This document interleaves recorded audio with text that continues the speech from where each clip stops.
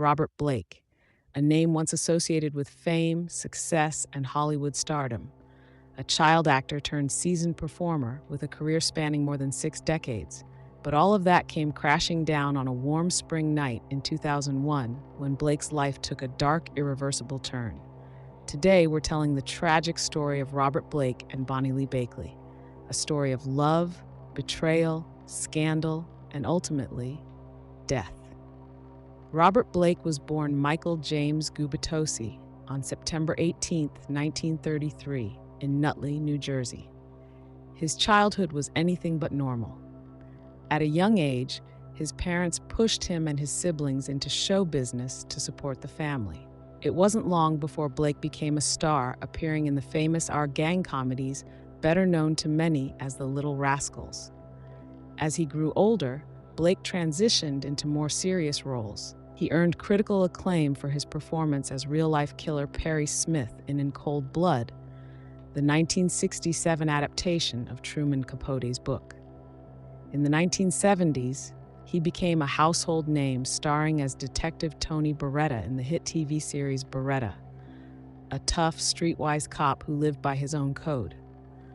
Robert Blake won an Emmy for the role and was seen as one of the most intense and talented actors of his generation. But behind the fame, Blake's personal life was chaotic. He struggled with depression, addiction, and tumultuous relationships. He had a reputation for being difficult to work with, often clashing with directors and producers. Still, his talent kept him in demand until he began pulling away from Hollywood in the 1990s. Enter Bonny Lee Bakley. Bonny was not a Hollywood actress or model. She was a woman with a checkered past. Throughout her life, Bonny had used personal ads to meet wealthy, often famous men, sometimes scamming them for money. She was married 9 times before meeting Blake. Bonny's reputation for deception made her a controversial figure even before tragedy struck.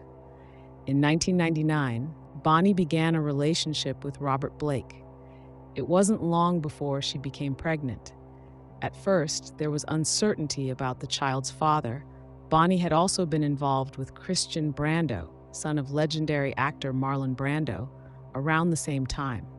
But DNA tests confirmed that the child, a daughter named Rosie, was indeed Robert Blake's.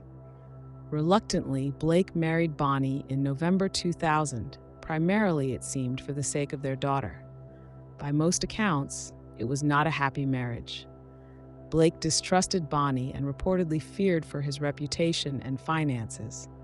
And then, on May 4, 2001, everything changed forever.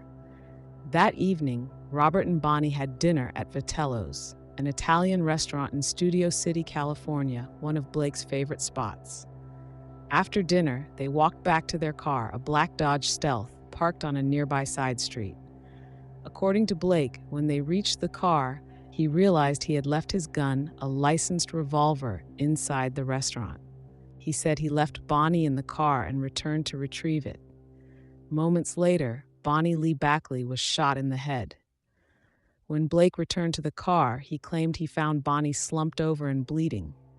Panicked, he ran to a nearby house to call for help. Bonny was rushed to a nearby hospital, but was pronounced dead soon after. At first, it wasn't clear who was responsible. Los Angeles, after all, is no stranger to violent crime. Could this have been a random attack, a robbery gone wrong? But detectives quickly grew suspicious. First, Blake's story raised eyebrows. The gun he went back to retrieve was not the murder weapon. It also seemed incredibly convenient, almost scripted, that he wasn't at the scene when the shooting happened. Then, investigators uncovered even more damning information. 2 former stuntmen came forward and claimed Blake had approached them, asking if they would kill his wife. They both refused, but the damage to Blake's image was done. In April 2002, nearly a year after Bonny's death, Robert Blake was arrested and charged with her murder, solicitation of murder, and conspiracy. The trial became one of the biggest celebrity cases since the O.J. Simpson saga. Blake's defense team argued that he was being framed, that Bonny Lee Bakley's sketchy past had created a long list of enemies who might have wanted her dead. They claimed there was no forensic evidence linking Blake to the crime. No fingerprints, no eyewitnesses, and no DNA. The prosecution painted a different picture. A Hollywood actor desperate to free himself from a marriage he never wanted. A man who saw murder as the only way out. The stuntman's testimonies were critical but problematic. Both had histories of substance abuse and changed parts of their stories under cross-examination.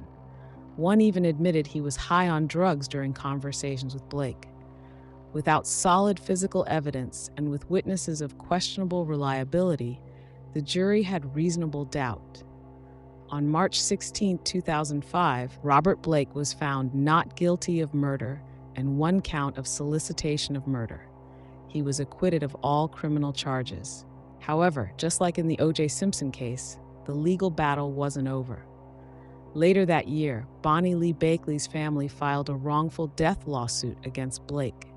In November 2005, a civil jury found him liable for her death and ordered him to pay $30 million in damages, a devastating financial blow. Unable to pay, Robert Blake filed for bankruptcy in 2006, claiming he was $3 million in debt. The man who once graced movie screens and TV sets across America was now living in near obscurity. He granted occasional interviews, always insisting on his innocence, but the world had largely turned its back on him. In March 2023, Robert Blake passed away from heart disease at the age of 89. To this day, opinions about Robert Blake remain deeply divided. Some believe he was a man trapped in a nightmare, not of his own making, tied to a woman with a dangerous past. Others see him as a cunning figure who narrowly escaped justice thanks to weak evidence and savvy lawyers. One thing is certain: the murder of Bonny Lee Bakley and the downfall of Robert Blake stands as one of Hollywood's darkest, saddest chapters. A reminder that sometimes fame and fortune can't protect you from tragedy or from yourself.